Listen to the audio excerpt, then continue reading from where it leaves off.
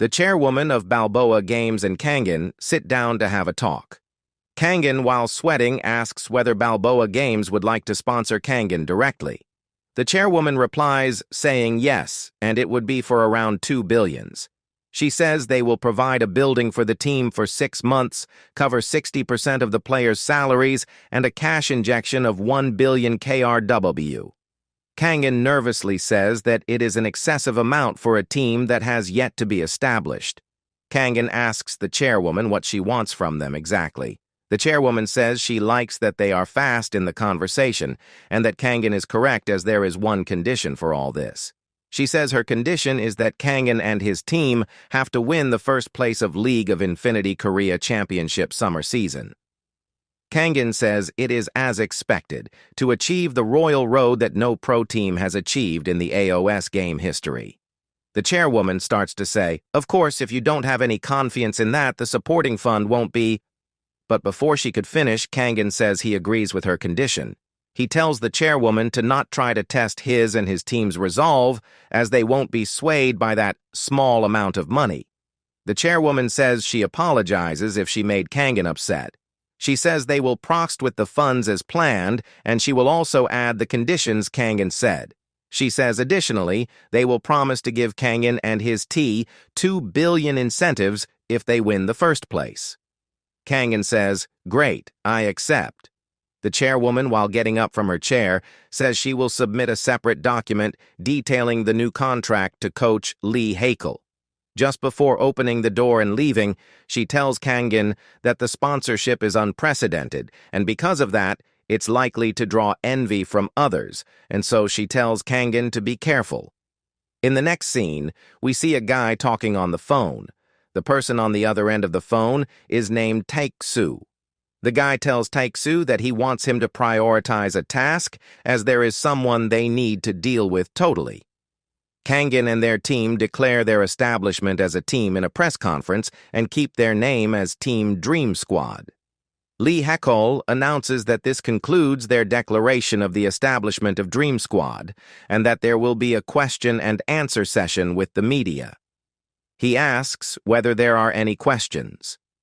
The person whose name we heard just now on the phone, Taeksu, is present there, and he raises his hand and introduces himself as Kim Taeksu, and says that he is a reporter from Gamiyu, and he has a question.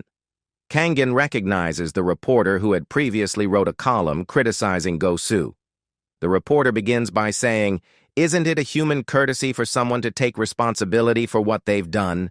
He then goes on to say, player Young Gosu, also known as player Gosu, had engaged in many unmannerly acts. Even calling it unmannerly is not suitable, rather it's a crime. He had name-called other people in all kinds of forms. Slanders, insults. There must have been quite a few people who have suffered mentally and quit playing from what player Young Gosu had done. After causing all that havoc and psychological harm, now he said that he's reflecting and has been rehabilitated. Aren't you just trying to sweep it off under the rug with a single line of apologies? So my question. Player Gosu, do you really mean your apologies? Or are you pretending to reflect your actions so you can become a pro gamer? Lee Haeckel tries to defuse the situation by saying that they will only be accepting questions regarding Dream Squad establishment for today. But the reporter keeps on going. He says that he would like to ask the intentions for recruiting a problematic player, Young Gosu, from the club leader himself, player Choi Kangen. He asks, is this what you call a match made in heaven? With you getting kicked out from Slayers after causing all kinds of problems, then felt some sympathy with someone just as problematic as you, which is player Gosu? Kangen gets mad at this and calls the reporter a bastard in his mind. The reporter's provocative questions and statements sends the other reporters present into a frenzy. They ask whether what Kim Taeksu said was the truth, and are the rumors regarding his discord with the Slayers team members true, and what his intention was behind recruiting player Gosu. They urge Kangen to answer. Kangen thinks to himself that this is what Park Sang-jong, the person who was talking on the phone, has been aiming at. He says to himself whether the journalist thinks he doesn't know that he and Park Sang-jong used to frequent the room salons together. He says he will not allow them to turn their Dream Squad inauguration ceremony into a disbandment. He says, "Let me give you an answer," but gets interrupted by Gosu. Gosu says he has something to say. Kangen gets taken aback as to what Gosu possibly has to say. Gosu says, like what all of you journalists and reporters said, I know I can't just wash away my wrongdoings, I was wrong, but I truly, sincerely, regretted for all I've had to done.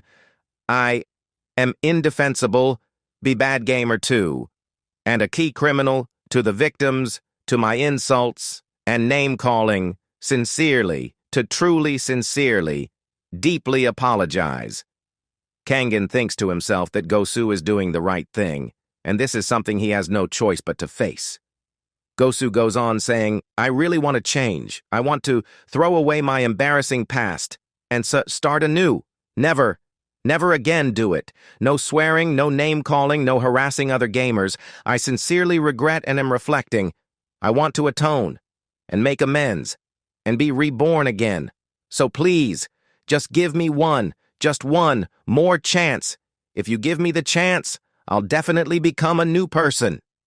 He says all this while being on his knees and even laying on the floor. Kangen asks for everyone to excuse Gosu and says, as they are seeing player Jung, Gosu is truly reflecting on the malicious behaviors, insults, and trolling he had done in the past, and that he had joined their team with a condition that he will never repeat those things again. He also says that from this moment on, if they witness player Jung Gosu engaged in any mannerless behavior, to please report it to the club, and they will terminate their contract with player Gosu immediately and dismiss him from the team. Kangen says they have accepted Gosu after they had seen the extent of his will to settle this. Additionally, they're preparing to compensate those who were affected mentally and physically by player Jung Gosu's behaviors. And Kangen would like to ask something in return. Obviously, people should be responsible for their own actions. But do they have to criticize someone who's sincerely trying to change themselves? Everyone just has to keep an eye on them when they've shown their firm commitment. Just then, it won't be too late for one to criticize them if they themselves had proven it wrong. He further says, while indirectly targeting Kim Taek-soo, and for those who brought up about the situation between me and the Slayers team without any basis, I won't tolerate that kind of fake news. Please also take note that we won't hesitate to take legal action in the event of groundless slander or fake news about the team spreading in the future as well. Kangen says in his mind, do you think I'll just back down if you tried to manipulate the media like this? If you thought it's that easy, think again, Park Sang-jong. Lee Hae-chol announces that they will be ending the interview session here. Outside, Gosu apologizes to Kangen, and Kangen says it's okay, but he did a very great job. He tells Gosu that this kind of things will always come from now on, but he just has to do what he did in the interview session. Gosu says he understands. Kangen tells Lee Hae-chol to go with the others first, and he has something to do for a little while. Lee Hae-chol says to leave them to him. Kangen goes to a room and shut the door and locks it, as it is almost time for his summoning to planet Proxima. The time comes for his summoning, and Kangen says he has to do what he has to do and dimension jumps to planet Proxima. Kangen gets unconscious for a brief moment, but he wakes up when he hears someone calling him. Surprisingly enough, it is the orc Guntrack, whom he previously defeated. Guntrack tells Kangen to get ready quickly because the match will be starting soon. Without understanding anything, Kangen activates the aura of fury to fight the orc. Guntrack explains that this time he is not a foe, but an ally who is going to fight alongside Kangen today. At first, Kangen seems rather confused, but then he starts to perceive the situation while telling Guntrack to find something stronger as a weapon. Kangen feels like he is being played with. As for starters, the golden mask threw him in the Colosseum and told him to fight with this orc, and now he has to fight another opponent, but the orc will be a comrade of his. Meanwhile, the orc gets frustrated as he tells Kangen to choose a weapon faster since the match is about to begin. Kangen chooses a sword quickly and swings it to test its compatibility. Guntrak suggests that Kangin should use an armor at least. It's a hunting armor which the orcs wear when they go hunting. Kangin asks whether Guntrak has forgotten that they had battled a month ago. The orc replies that he does remember it, but they are now comrades.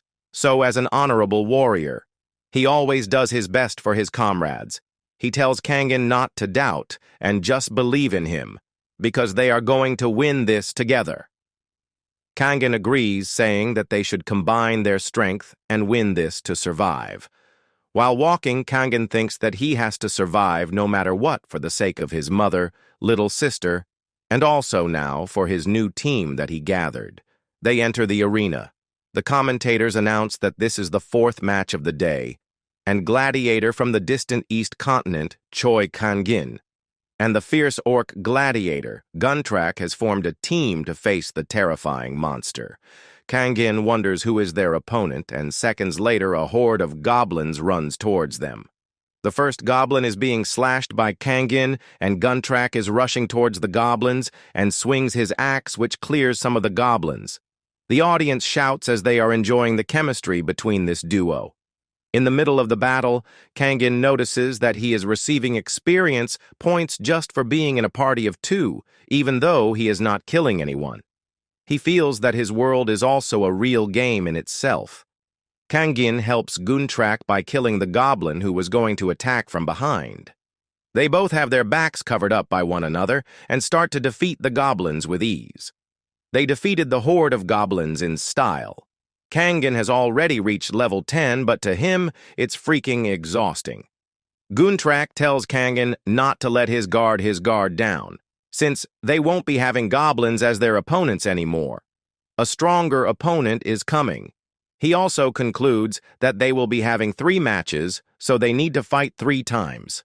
With that being said, the second match starts and a terrifying monster appears. It's a mixture of an eagle and a bear. The eagle bear rushes in as soon as it gets out of the cage and pushes the opponent back. Kangin activates his protection chakra to minimize his damage. He realizes that he would have died if not for this protection chakra. While sitting on the ground, he wonders what kind of monster he is facing.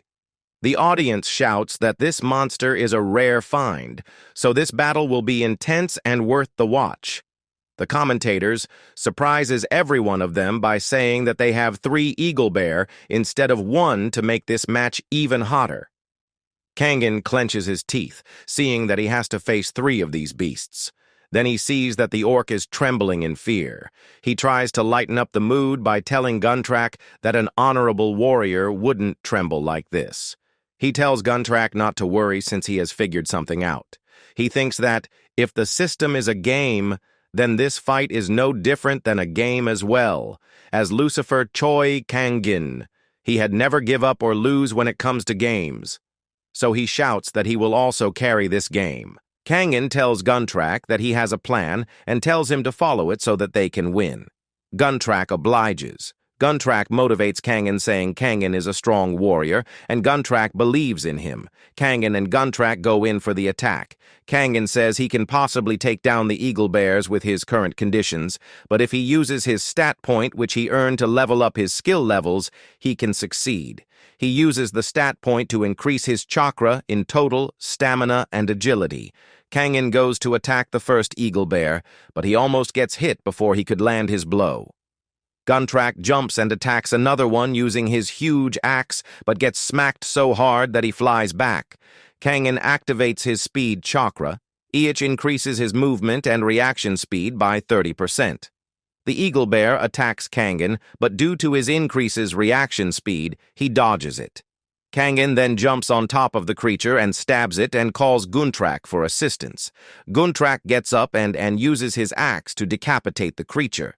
The crowd goes wild at this and calls Kangin and Guntrak amazing. Guntrak thanks Kangin for this, and Kangin says Guntrak also did great. The other enemies also begin to attack them, and they get ready. Kangin tells Guntrak that they should fight one of the enemies together, but they should block their attack first, and Guntrak concurs. Kangin and Guntrak attack the enemies. Kangin slashes one of the enemies and says it feels like he is playing the Infinity League. Kangin says to himself that he will consider it to be the same as the Infinity League because whether it is game or reality, death and losing mean exactly the same according to him. Guntrak and Kangin attack a single eagle bear, and Kangin uses his sword to kill it. The remaining eagle bear proceeds to attack them. Kangin tells Guntrak to attack its front paw as it will lose its balance. Guntrak hits its front paw and disables it for a moment, and Kangin uses the opportunity to slash the creature and tells Guntrak to finish it off, and so Guntrak lands the last killing blow. Kangin and Guntrak manage to defeat 3 eagle bears. While Guntrak celebrates, Kangin thinks to himself, how the crowd are getting excited when someone's life is at stake. But then he thinks that there's not much difference from being a pro gamer, risking life, fighting enemies, standing in front of cheering audiences, everything. Meanwhile, announcements ring out on the speaker saying, "The prominent gladiators are now only a step away from immortal glory. They have only 1 match left." Kangin checks his stat points and sees he has gotten a lot of experience points, and he thinks to himself that it must be because the next enemy is a high-level monster. He asks Guntrak whether he has any idea who their next opponent is, but Guntrak doesn't have any idea as well. Kangin then says to himself that if the opponent is unknown, then their priority is to analyze the enemy first. He tells Guntrak to spread out and analyze the enemy first, and Guntrak obliges. In the meantime, a gate opens behind Guntrak, and the announcer announces that everyone won't get any time to even blink from then on, as the next opponent for them is the assassin in the darkness, Dark Beast. The beast appears behind Guntrak. Kangin screams at Guntrak, telling him to be careful, but before Guntrak could fully turn around, he gets attacked by the beast in front of everyone, as his blood splatters everywhere. Meanwhile, in the hospital, the yellow-haired guy hears the news where they are telecasting the inaugural of Kangin's team. The journalist on the TV says, "An inaugural ceremony of the Dream Squad. Choi Kangin's new team with players of League of Infinity was held just a little while ago. There were some pretty aggressive questions asked." Now let's listen to the interview with young Gosu, the player who was at the center of the controversy. They then play the clip of Gosu apologizing for his previous mistakes. The yellow-haired guy says to himself how someone like young Gosu can become a pro gamer, a mere someone like Gosu, who would just play as his ATM. He says he will not let it go and he will kill Gosu. He will ruin his life. He activates his AI assistant on his mobile and tells it to call his mom. His mom picks up and she asks him if anything is wrong, or if he feels uncomfortable, or there is anything he needs. He says there is no such thing. He just has something to say. He says his mom had told him that if there is anything he wants, his mom will grant it. His mom says yes and tells him to just say what he needs and she will arrange it. He smirks and says he has been thinking about it in the ward and he wants to become a pro gamer. Meanwhile, back at the arena, Guntrak gets badly hit by the Dark Beast, and Kangin screams in terror. He rushes forward, while noticing that the monster disappeared in an instant. So, before it goes into hiding, Kangin decides to attack it, but the Dark Beast disappears again. It gets behind Kangin and immediately attacks him. Even with the protection chakra on, the beast deals a severe damage to Kangin. Without lingering, the beast again starts to attack, but because Kangin swings his sword, the beast disappears and goes into hiding again. Kangin notices that Guntrak is in a bad shape, so he runs there to give him a hand. The orc says that he doesn't want to die here. Guntrak asks how they can even fight a beast whom they can't even see. Kangin smiles as he sees the footprints of the Dark Beast. He tells Guntrak that there is a way for them to win over that damned hiding cat. Guntrak rushes near the beast at first sight, yet the Dark Beast manages to disappear. Kangin realizes that the beast can hide its body, but it can't control the surrounding variables 100%. He follows the beast's footprints and predicts that it will attack from the orc's left side, so he immediately goes to block the attack. Kangin avoids and counterattacks at the same time. Finally, he manages to deal some damage to the beast. As Guntrak is about to attack, the beast pushes him back by a strong attack and goes into hiding again so that Kangen can't attack. Then Kangen remembers that he has that ring which can be used for hiding. He uses the hide's ring to hide. Guntrak sees that both Kangen and the monster are now gone. He feels that the human has abandoned him and ran away. Suddenly, the dark beast appears right in front of him. The orc struggles to stop the beast by holding its mouth. He says that he can't die here since he has people to protect and a family to feed. Meanwhile, Kangen is waiting for the right moment to appear in order to strike the beast. He thinks that he has to kill the monster in one shot. Guntrak couldn't hold the monster any longer and falls onto the ground. While lying on the ground, Guntrak realizes that this may be his last moment, so he shouts that he is going to die proudly and honorably. Kangen appears right in front of him as a ray of last hope. He tells Guntrak not to be too dramatic because they are not filming a drama here.